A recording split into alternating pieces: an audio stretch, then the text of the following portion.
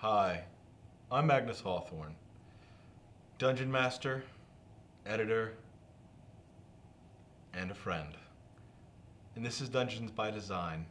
Here, we're going to read more fan letters. Hopefully, Mitchell read them this time. Dear Magnus, which is better, vampires or werewolves? That is a good one. Initially, I want to say werewolves. So I will. Werewolves it is. Now, the thing I don't like about vampires is, now vampires have gotten better since movies like Twilight came out. Before that, they were these kind of crusty, unrefined ideas about, the undead and whatnot. Twilight helped bring, narratively speaking, vampires into the light, if you will. Werewolves, you really don't need to change that format. Now, you have two basic types of werewolves.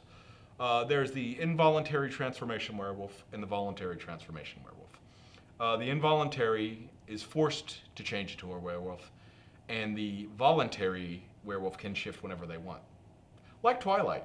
So, if you were to ask me, werewolves are better, and vampires have gotten a little bit better. Vampires like Edward Cullen have really helped elevate the storytelling. So, yes, thank you. That was a great question. Next question. Dear Magnus, do you always DM, or do you prefer, or do you play sometimes, and which do you prefer? I've had some very negative experiences as a player, so I prefer to DM.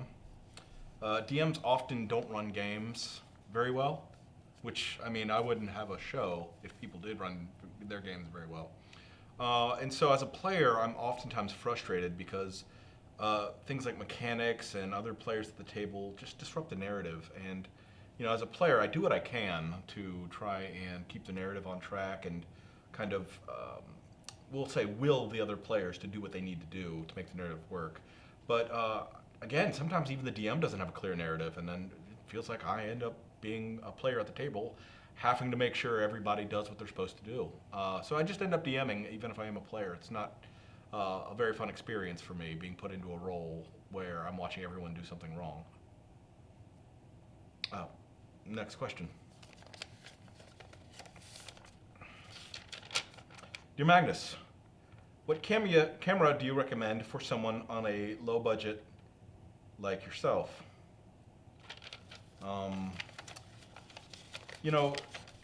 We have a motto here at the studio. It's called Fix It in Post.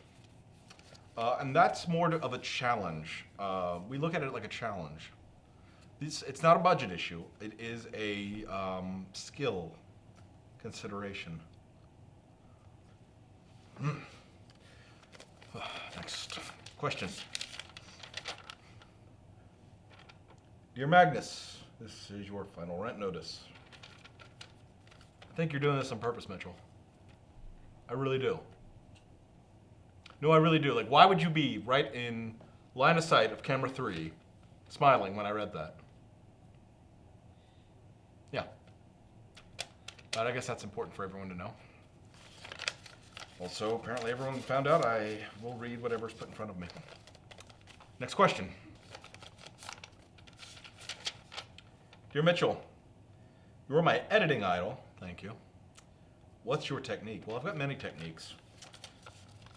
The most important technique you're going to have is to read the script first. You need to know what the original vision was supposed to be for this, right? So when you're editing, you have to know what was supposed to be captured on film and what you're expected to bring to life. So as an editor, in order to preserve the narrative, you first have to be familiar with the material of the source work.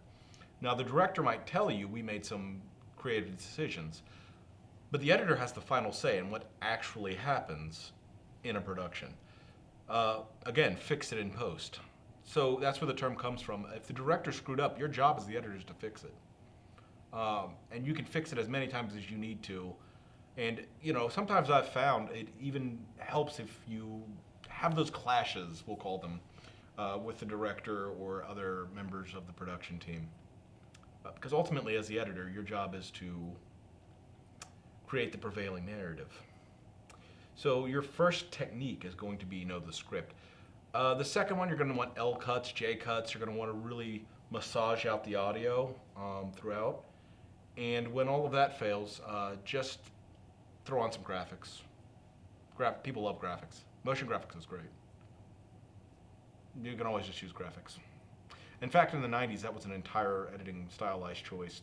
There was also that kind of weird, kind of colorized motion blur thing in the 90s. I don't know what that was about, but anyways, yeah, editing techniques, know the script, and L and J cuts. Graphics. Well, I think that's all the time we have for today. I don't know why Mitchell wrote a number 6 with nothing there, but yeah. Well, that's all the time we have for today. Thank you for your questions. If you have questions, please send them down in the comments below.